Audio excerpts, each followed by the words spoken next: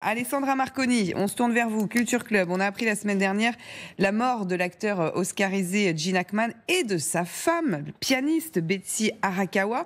Alors après plusieurs jours d'enquête, 10 jours d'enquête, les scénarios les plus improbables se sont succédés.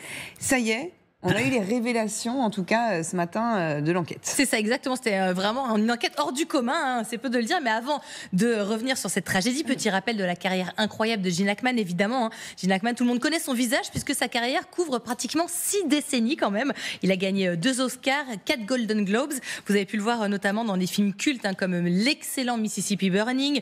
Il y a aussi Conversation secrète de Francis Ford Coppola. Dans le Superman original, c'était en 1978. Il jouait le rôle de Lex Luthor, mais aussi plus récent, La famille Tenenbaum, c'était en 2002. Voilà, il reçoit son premier Oscar en 1972 pour son rôle d'un détective dans French Connection, et en 93, il en décroche un second avec ce rôle de shérif dans Impitoyable du légendaire Clint Eastwood.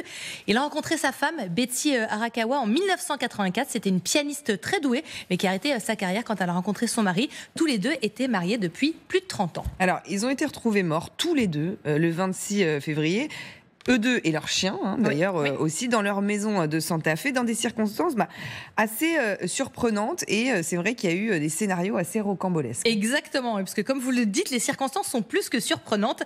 Rappel, un retour au 26 février, quand les corps du couple sont retrouvés. Alors avec celui de l'un de leurs chiens, vous le précisiez, le corps de l'acteur a été retrouvé dans la buanderie cuisine. Celui de sa femme a été retrouvé dans la salle de bain entouré de pilules, et celui du chien enfermé dans un placard. Alors évidemment, tout le monde se demande ce qui a pu se passer pendant ces heures, et en fait on se rend compte rapidement qu'ils sont morts en fait depuis très longtemps, depuis plus de 9 jours quand on les retrouve, et ça indiquerait en fait que le couple ne serait peut-être pas mort au même moment.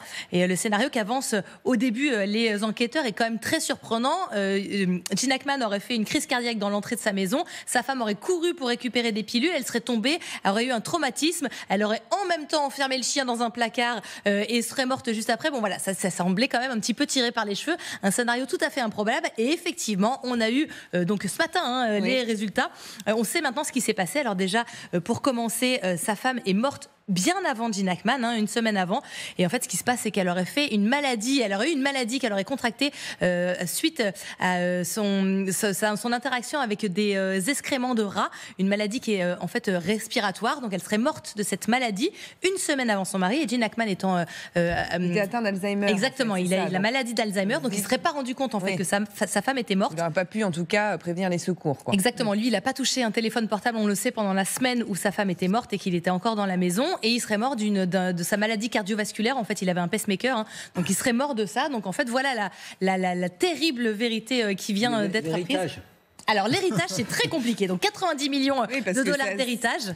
Ça compte l'enquête dans l'héritage. Exactement. Et en fait, il y a une loi aux États-Unis qui dit que quand vous êtes marié, si vous mourrez en même temps, l'argent ira aux enfants de Gene Hackman, en l'occurrence. Si la femme meurt avant, l'argent va aux enfants de Gene Hackman. Mais en revanche, si sa femme était morte après Gene Hackman, là alors, l'argent est réparti en fait exactement entre les enfants de Gene Hackman et de sa femme. Donc là, en l'occurrence, l'héritage ira uniquement aux enfants de Gene Hackman, pour être très précis. Voilà, on est quand même content de connaître. Très conséquent. 90 millions de dollars, on est quand même content de connaître l'épilogue de cette histoire.